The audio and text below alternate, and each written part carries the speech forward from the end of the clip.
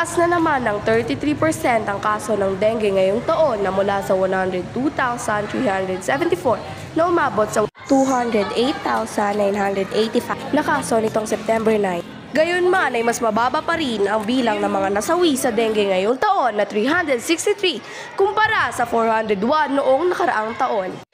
Ang mga sintomas naman ng dengue ay ang pagsakit ng ulo, pagsakit ng kalamnan, buto at kasukasuhan, pagsusuka, pagsakit ng mata, namamagang glandula at pagkakaroon ng maraming pantal. Ang gagawin mo kapag nalaman mo na meron kang sintomas ng dengue?